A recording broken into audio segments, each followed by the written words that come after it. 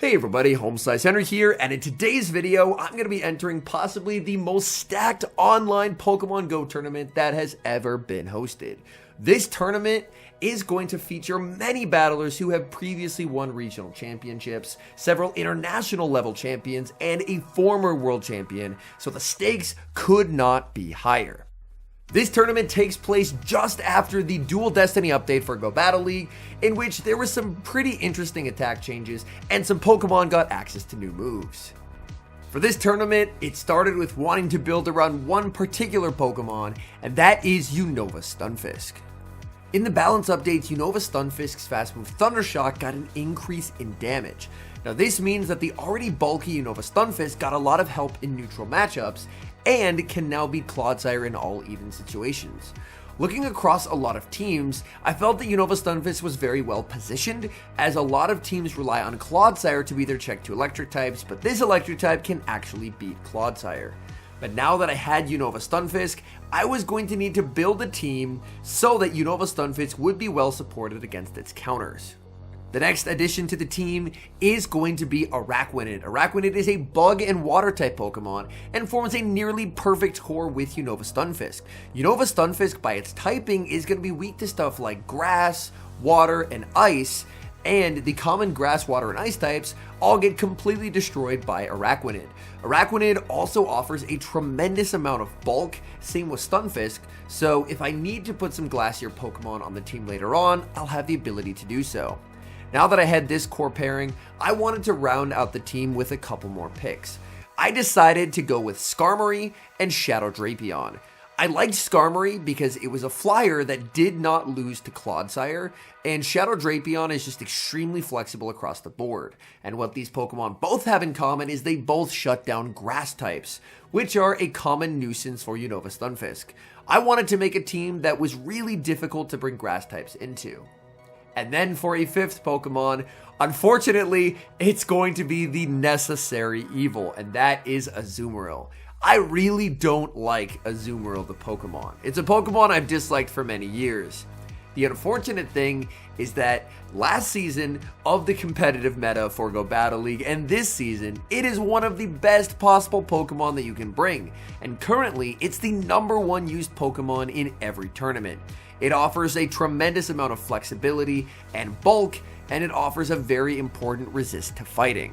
So against my better judgment and my wishes, Azumarill is added in the 5th slot. For Pokemon number 6, honestly, I tossed and turned over this decision quite a bit. I looked through a couple different options, initially looking at Guzzlord before getting some advice that facing any fighter would be completely unwinnable. So at the last second, I decided to bench Guzzlord in favor of Goodra. Now, Goodra does not really have many commanding matchup wins. You're not relying on Goodra to hard counter opponents, but rather Goodra can have neutral play into a lot of different matchups, especially fire, water, grass cores. So even though it's not dominating in any matchup, it can offer quite a bit of neutral play. So the team is set. Azumarill, Skarmory, UNOVA STUNFISK, Shadow Drapion, Araquanid, and Goodra. And now that the team is set, I got everything registered and the tournament began. The pairings are revealed, and in the first matchup, I'm going up against Rishabh, who's running a team with Talonflame, Superior, Feraligatr, Bibarel, Clodsire, and Diggersby. And at first look, I have a huge team comp advantage here. My Goodra is completely unchecked across Rishabh's entire line, and UNOVA STUNFISK and Azumarill both have incredibly positive matchups as well. Unfortunately for me, my opponent actually did not show up to our first round battle, so I was awarded a 2-0 victory, and we moved on to round 2. In my next round, I have a titan of an opponent, and that is 2-time regional champion Desynced. Desynced is running the newly released Galarian Corsola, a Pokemon that has tremendous neutral play into 5 of my 6 Pokemon, and even against Drapion, where it has a type disadvantage, it can still make the one shield extremely close. To round out the rest of Desync's team, Desync has Diggersby, Frostlass, Hisuian Electrode, Shadow Jumpluff, and Shadow Feraligatr. At first look, I love how Drapion looks into Desync's team, as Drapion technically has positive matchups against 5 of 6. However, Shadow Jumpluff can win the zeros, and if Feraligatr has any kind of an energy advantage, then that matchup is not nearly as clear. For game 1, I absolutely have to bring the Shadow Drapion. That's being brought every single game. I worry that leading Drapion is a little too obvious, so instead I'm actually going to lead Goodra. Goodra has pretty nice matchups into the Diggersby, the Electrode, and the Feraligatr, and as the third, I will use the ever-reliable Azumarill. So the leads are set for game number 1, and disaster strikes as I'm caught ABA weak to Shadow Jumpluff. I safe switch into the Shadow Drapion, but this down energy is honestly not particularly comfortable, as this is an open team sheet format, so my opponent knows that I do not have Sludge Bomb, and therefore has no reason to shield my move. So the crunch is going to connect, no debuff comes through, I am going to commit the shield on the Drapion because I need to get rid of the Jumpluff. I'm running a team that is very weak to Jumpluff, so I need this Pokemon gone. I get the double up on Aqua Tail's opponent is going to let that through, and now what are they going to be sending in here? They bring in Frostlass, and this immediately has me worried. I don't think that I can afford to give this Frostlass a farm down, so I'm going to crunch, grab a shield, and aggressively pivot out into Azumarill, and their final Pokemon is revealed to be Feraligatr. Now this does mean that I've given up switch advantage, and I'm going to have to deal with a Frostlass that has quite a bit of energy, but to me, I felt that letting that Drapion get farmed down was just too much of a risk. I thought that the Frostlass energy would just completely overwhelm me, so now we're in an endgame where we do not have alignment. Play Rough is able to land. I make it to an Ice Beam as well. Ice Beam into Feraligatr is going to be no shielded. Back in comes the Frostlass, but Frostlass had left with 4 Powder Snows of energy. Goodra is in trouble here. Avalanche is going to be shielded. I can throw 11 Dragon Breaths and the Aqua Tail, throwing right before my opponent is able to get the move. We'll have to watch how much they overfarm here. It's going to be very precise. Frostlass with a 3 Powder Snow overfarm, leaving them 2 away from the Avalanche. I'm 4 off a move on the Drapion. I need a catch to win this game. Do I switch right when he gets it? No. I'm going to farm 1 past and get the prediction correct. We get the catch onto the Azumarill. Avalanche will KO. Shadow Drapion able to survive the Powder Snow. We make the Aqua Tail, knocking out the Frostlass, and that's a good game. Getting a Game 1 win is massive, but this is a best of 3 series against a 2-time regional champion, and there's no way they're going down without a fight. I think the 3 Pokemon that I used in Game 1 are my best 3 in this matchup, so I'm going to run it back with Drapion lead. This fixes the issue of being ABA weak to Jumpluff, but then makes Jumpluff in back a potential weakness. Another slight worry I have is Electrode lead could get uncomfortable, as it's very bait dependent. So I lock in the team for game number 2, Shadow Drapion, and there is that Electrode. So this, on paper, is a pretty good matchup. But if I no-shield a Wild Charge or shield a Swift, things get uncomfortable. They have a lot of energy here. I call the bait. I guess wrong. I get rocked with a Wild Charge. In comes a Jumpluff as I go for the crunch. And just like that, the 2 worries that I had with this line both come true in mere seconds. That is really not good. I'm forced to bring Azumarill into the Jumpluff. Azumarill is going to take massive damage from the Energy Ball. They make another move, but they are short of a second Energy Ball. This is only going to be the Aerial Ace. Aerial Ace is going to connect. I farm up to 99 energy, and I'll fire off the Ice Beam to deliver a knockout. Opponent is going to let that through. I can outpace the Electrode here. Electrode is going to be brought in, but the opponent makes a nice catch as they're able to switch out and catch onto Feraligatr. But now I can bring in the Goodra. Goodra farming up a ton of energy. Goodra is going to go for the Aqua Tail bait. They have so much energy that they're absolutely going to be shielding here. Now they do have back-to-back Hydros. The question is, do they Ice Beam? I say no, and I get it right. No shield in that is honestly pretty massive. Now the game is going to come down to, can the Electrode get to 2 Swifts? In comes the Electrode. Electrode is at the Swift, and they are now 4 off of their next move. Last game, I was able to overfarm 1 past their move and get the catch. Are they going to let me do that again? I say no. I'm going to switch when they get it, but my opponent does not throw the move. And Desync said, you can catch on me once, but you're not catching twice. Swift for the Drapion, and now has another move for the Goodra, and we're going to a game 3. For game 3, I'm making an adjustment in my line of 3. Jumpluff has absolutely plagued me with problems in games 1 and 2, and I happen to have a Pokemon that completely shuts down any hopes and dreams of any Jumpluff, and that is Skarmory. So for game 3, I'm actually bringing back the OG meta threat of Skarmory. I'm going to put it in the back, so I am still going to lead the Shadow Drapion, as Shadow Drapion is very strong, but I'm putting Skarmory in the back to try and catch the Jumpluff. But I lead into the Jumpluff instead. This is immediately worrying, because this, of course, means that they probably have Skarmory answers lurking in the back. Aerial Ace is going to connect. That does some pretty substantial damage. I'm going to farm up one shy of their next Aerial Ace and fire off the Crunch. Crunch is going to land. They have to throw here, otherwise I would just get Crunch number 2. So I'm able to switch out and make a catch onto Goodra. Goodra should be able to get the farm down here. At least I thought it could, but no, it cannot. This is a very, very XL Shadow Jumpluff, able to survive and make the move. In comes Diggersby. Diggersby going to be hit with the Aqua Tail. There was some stuttering there, so I don't think I threw on the best timing, but I'm able to get a last-second Aqua Tail versus the Diggersby, and that's going to get Diggersby low. I send in Skarmory, and I get the one-turn bring in. I don't get my fast move through. The opponent went for a blind Scorching Sands, expecting that I would send in the Drapion, which does have an Aqua Tail loaded, but the unfortunate thing is that blind Scorching Sands actually worked out. They got an attack drop, and now I can't Steel Wing down. I'm forced to switch out, banking a Brave Bird, and firing off the Aqua Tail. Aqua Tail is going to be shielded up, and this I have to shield.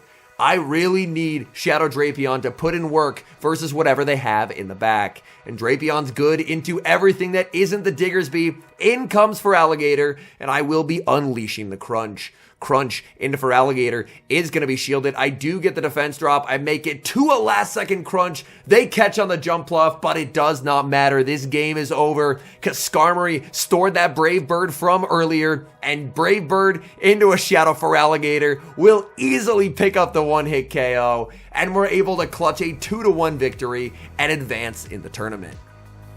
My next opponent is Elam, a terrific battler who has been a regional finalist before and makes top 8 in basically every single regional tournament that he attends. And Elam is running a team with Azumarill, Shadow Drapion, Shadow Feraligatr, Jumpluff, Corsola, and Malamar.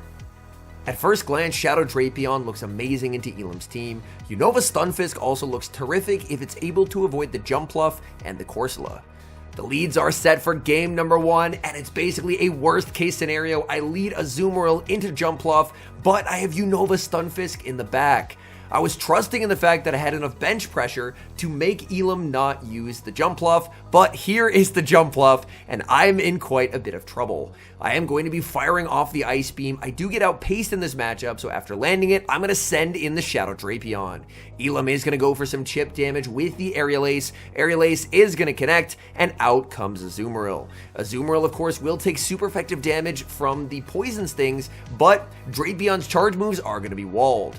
I do get a bit of good luck as I do get a Crunch debuff onto the Azumarill. This does make the second Crunch do quite a bit more damage. My opponent is going to look to pick up a knockout, and I don't think I can afford to shield this, so I will let it through. And now I'm going to send in Azumarill. My plan is this. I am going to send in Azumarill, tank a move, bank a move, and then aggressively switch into that UNOVA STUNFISK, hoping Energy Lead can win me the game. But in the back, that's not what I was hoping to see. The opponent ran very strong into the UNOVA STUNFISK. This is one of the few neutral matchups that UNOVA STUNFISK cannot just spam its way through, as Corsola just has absolutely infinite bulk. I'm able to fire off Mud Bomb after Mud Bomb after Mud Bomb in this matchup, but the Astonishes add up so much, and Corsola isn't the fastest, but the Nightshades do quite a bit of damage as well. I'm giving up both my shields, farming up. I'm hoping that if I can land a Discharge, then I can actually go for a farm down. So I fire off the Discharge. Discharge is going to land, and that's an immediate misplay on my part. I should have just kept going for Mud Bombs. That's just a waste of energy. They're one off, so I switch into the Azumarill trying for the CMP sack swap, but I don't play enough Azumarill to know that Azumarill loses that cap tie. In comes the Jumpluff. I need to get to a Mud Bomb plus a Discharge, and I cannot get there.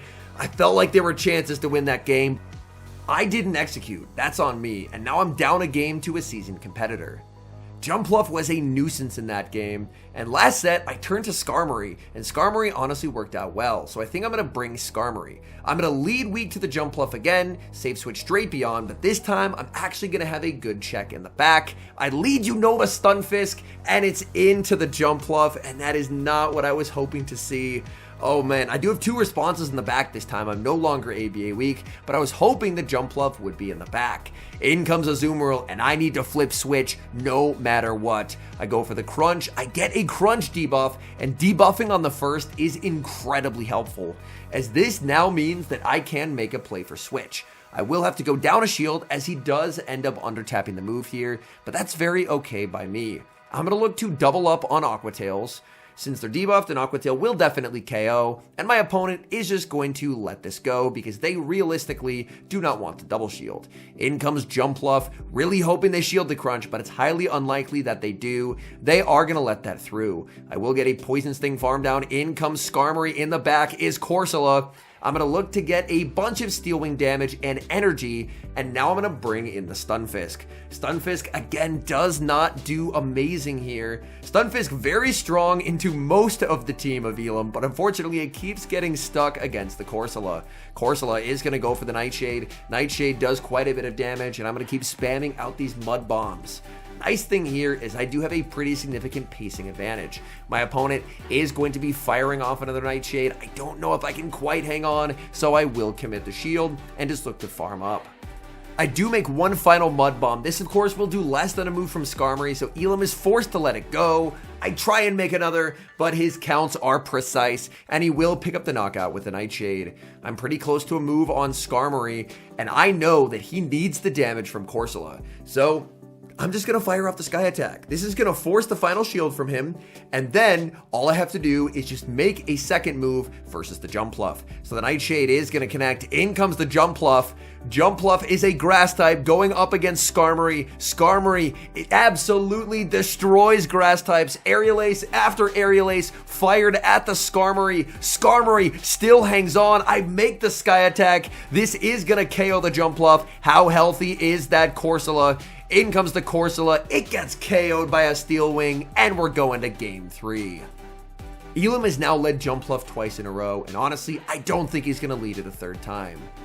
I think Elam is actually going to make a switch to Azumarill, because Azumarill could potentially target down an adjustment for me to either lead Skarmory or Drapion. So I'm sticking with my guns. I'm leading UNOVA STUNFISK, and we get the lead call right. UNOVA STUNFISK into Azumarill. Now, I can throw after 7 Thundershocks here, but I make a very intentional decision to throw on 10. This is because I'm kind of able to cycle reset my opponent here, where now they're at 7, they try and do 1 in the move, I can throw my discharge, now they're on 8, and now when they reach 99 energy and go for the Ice Beam, in the one time they can throw it, I'm able to make a catch onto my own Azumarill.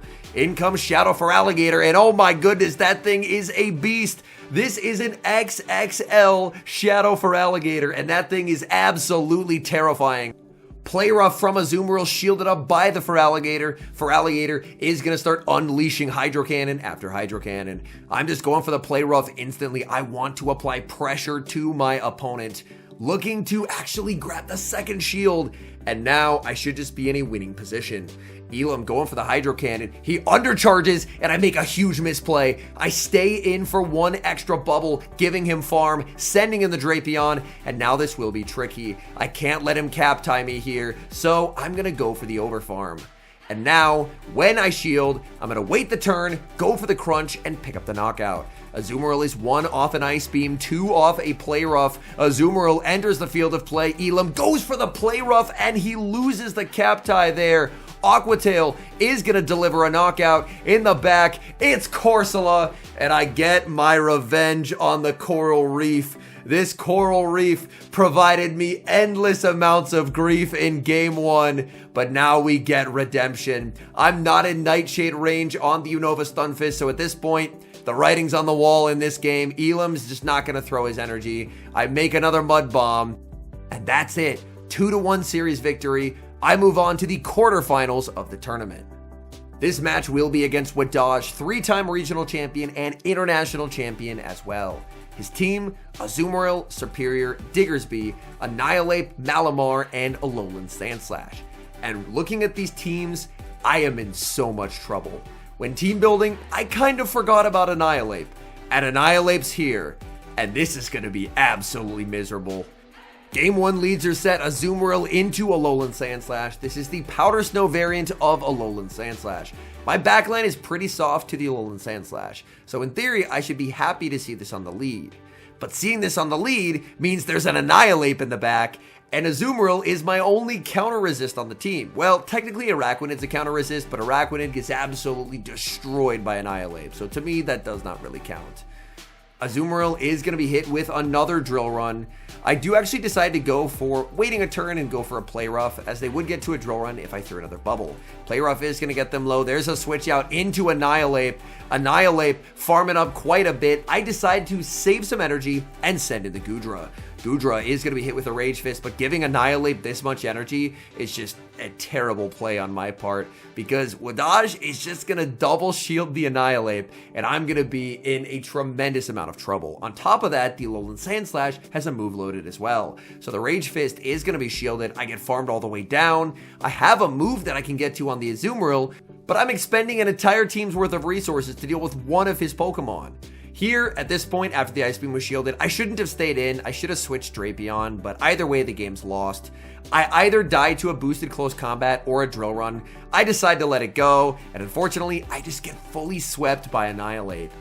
That game 1 was absolutely disastrous, and I only have myself to blame.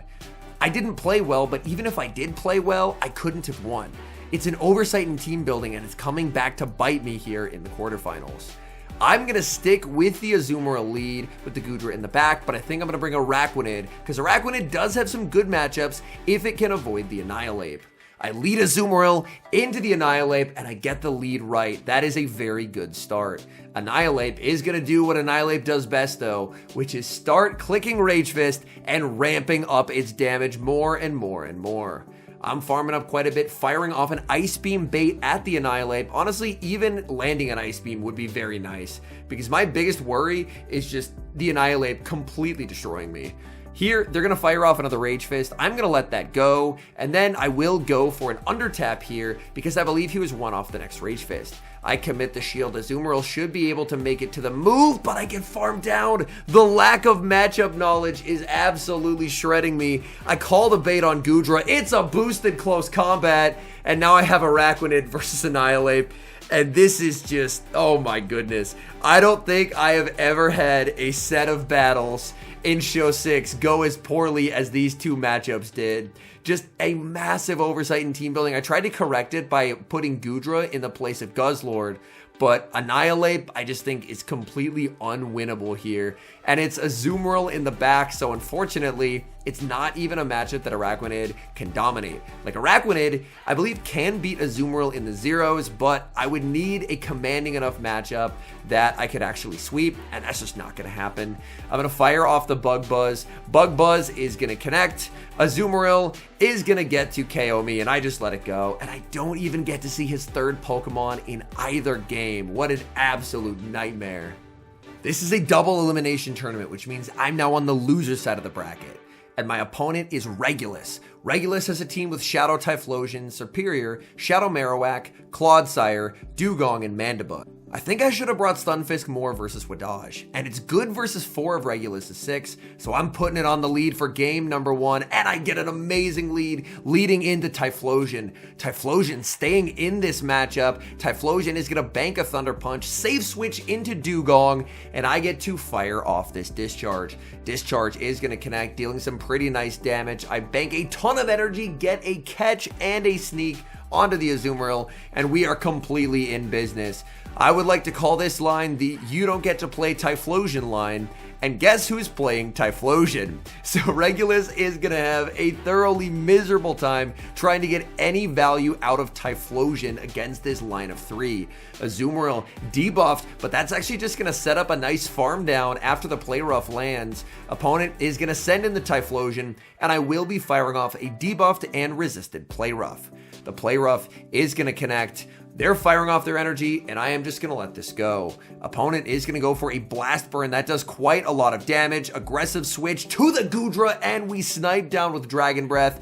In the back is the Shadow Kanto Marowak, and this game is over, as Goodra will be able to pressure the 2 shields from this Marowak, and from there, I have energy stored on my Stunfisk. So from here, the nice thing is we're able to bounce back after that terrible set versus Wadaj, and we're going to take a 1-0 series advantage. As the Aqua Tail is going to be shielded, they will get the farm down, but I have a shield to hide behind with the Stunfisk, and I have almost 2 Mud Bombs, so this will be a pretty comfortable Game 1 win. Keyed in on the fact that he wanted to run Typhlosion and didn't let him run it. Since UNOVA Stunfisk was a pretty big problem for him, I think he might make a pivot to running something like Superior. So it's time for the Skarmory. I'm going to keep the same backline, but with a Skarmory on the lead, hoping to catch Superior. And I don't, but I lead into Dugong, and this is very fine for Skarmory. Skarmory does very, very well here. Skarmory is, of course, only taking neutral damage. Dugong actually throws on 6 there, so a timing mistake from my opponent, which is a bit surprising to see. I'm farming up a ton of energy, baiting with the Sky Attack, although honestly to me it's not even really a bait, because to win the zeros, I do have to go for double Sky Attack. A Brave Bird landing means that they survive it, and then they can just knock me out with the Icy Wind. And this is a very important moment in the match. I bank the Brave Bird and send in the Azumarill because flying is unresisted on Regulus's team, which means that Brave Bird can damage anything. Out comes a Clodsire, and if that is his best response to Azumarill, then I am in a terrific position. I'm able to land the Ice Beam, Clodsire farming up a ton of energy, and they're going to fire off their move. I'm more than happy to let this through. This is a Stone Edge Earthquake Clodsire, so they do not have access to the super effective Sludge Bomb. Ice Beam from the Azumarill is able to land. Clodsire is going to get bubbled down. What does the opponent have in back as their final Pokemon? It's the Typhlosion again. Oh, that is very unfortunate. And the Typhlosion is just continually getting matched against its hardest counters. At this point, the opponent realizes it's over, so they're not even going to throw their energy. With that 2-0 win, I'm now in the top 8. Only 8 battlers remain in the most stacked online tournament Pokemon Go has ever seen. And my opponent is Hedonus Actual. Hedonus is a trainer who has top cut in many occasions at regional championships, and he's running a team with Goodra, Toxapex, Dunsparce, Talonflame, Gastrodon, and Primeape. At first look, this team is a bit difficult for UNOVA Stunfisk, so I'm going to have to lean into my other teammates.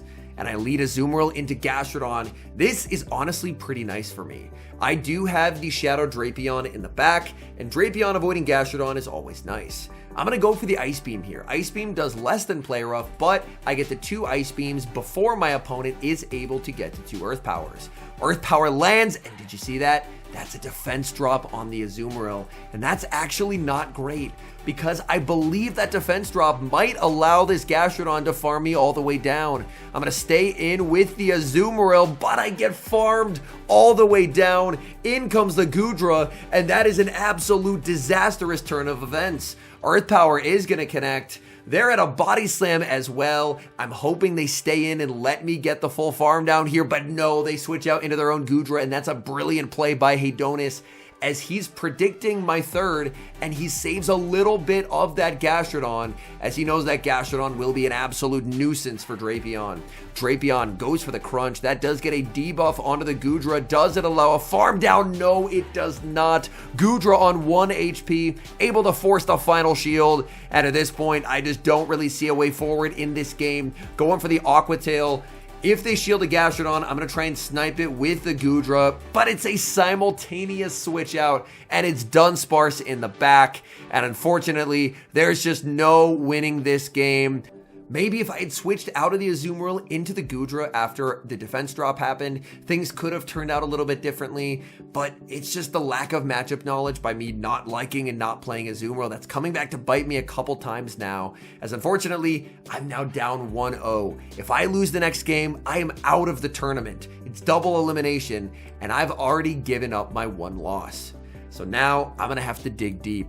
And in this tournament, time and time again, when I've needed a hero, it's been Skarmory. So I run it back with the Azumarill lead, keeping the Drapion, but now with Skarmory as the third. and I pick up a pretty decent lead, leading Azumarill into the Dunsparce. Dunsparce is going to be firing off a Drill Run. Drill Run is going to connect, doing some pretty solid damage, and I am going to return fire with a Play Rough. Play Rough will inflict some solid damage onto the Dunsparce. Opponent is going to switch out into Goodra, and Goodra, I will go for an Ice Beam bait. I could potentially send in Skarmory here, but to me, I'm a little worried this could be a potential bait out, and there'll be something like a Gastrodon in the back. I'm farming up as much as I can with the Azumarill. Azumarill is going to be hit with the Thunder Punch, clicking the Play Rough, but losing the CMP tie. I decide it's worth it. I'm going to commit the shield. I don't want to give Goodra farm. So after this, I'm going to aggressively switch into Skarmory. Skarmory is the king of the zero shields. In the back is Talonflame. Talonflame farming up a ton of energy. Brave Bird would do a lot, so I will respect it. They do go for the Brave Bird. I can now throw 4 Steel Wings in the Sky Attack. This second Incinerate will not register because they Brave Birded. A Sky Attack will actually now KO. And I have a little bit of health on this Skarmory. In comes the Dunsparce. Dunsparce makes a Rock Slide, but Dunsparce just does no damage to Skarmory. Skarmory tanks that, makes the Brave Bird. That's gonna KO the Dunsparce, and all that's left is the Goodra. And Goodra has already taken a little bit of damage throughout the course of the match. And that means that they're just about in crunch range. So we fight off elimination. We live to fight another day. HomeSliceHenry versus Hedonus Actual. We're going to a decisive Game 3. For Game 3, I'm predicting he's going to return to the winning strat for Game 1, Gastrodon. So I'm going to build a team that's ABA strong to it. Skarmory lead, Araquanid in the back. It's ABA weak to Talonflame, but honestly, considering I've led Azumarill twice, I'm not expecting a Talonflame lead. So with my tournament fate on the line, I lock in the team. Game number 3, Skarmory into Talonflame, and I get the prediction wrong. And that, unfortunately, is probably just game ending for me. Talonflame is going to farm up a ton of energy here. They're now at 100. If they throw energy, I'm fine. I'm just going to let it go, but Hedonus knows better. He's not going to throw energy. Instead, he's just going to go for a farm down because he wants 100 energy for whatever I send in. I send in the Drapion. Drapion is so far behind that unfortunately, this is basically just instantly over. I made a very hard read that the Talonflame would not be the lead, and I got it wrong. And honestly, Skarmory was still able to force a shield and put in some work, but the issue is Araquanid is not sweeping here. Araquanid, even if I can somehow make a Bubble Beam, this is not a range where Bubble Beam will KO. Unfortunately, Araquanid really disappointed me in this tournament. I had high hopes for it, but it felt useless into so many teams, and look at that, it still doesn't KO. It's a Primeape in the back. I get to a Brave Bird, so at the very least I get the one-shot a Primeape. I really need it to be a Gastrodon in the back, but even if it was, the Talonflame has a move. So it would need to be a Gastrodon, and simultaneously the Talonflame, I guess, would need to be 1 HP and get KO'd by a Bug Bite, but it's a Goodra, which means this game is over. I get a Bug Buzz, but it's just not enough damage. And that's it. No more losses to give. My run in the tournament is over. All in all, I did finish tied for 7th, so a top 8 finish, which overall I am very happy with.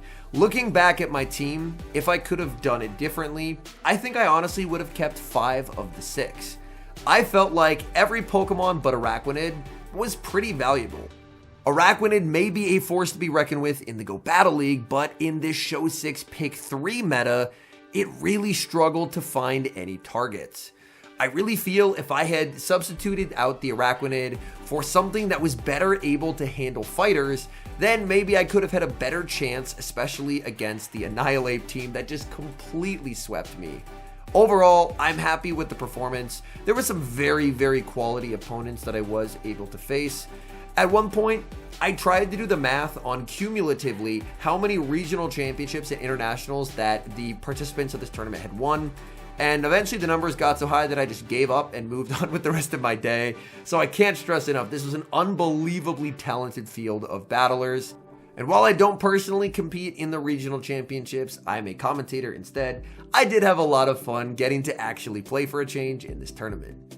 Anyways, thank you guys so much for watching. If you enjoy these longer form style videos where I break down tournament runs, make sure to drop the video a like. And a special thank you as always to our members here on YouTube. The support you guys provide is genuinely so appreciated. So thank you guys oh so very much. And until next time, I've been HomeSliceHenry.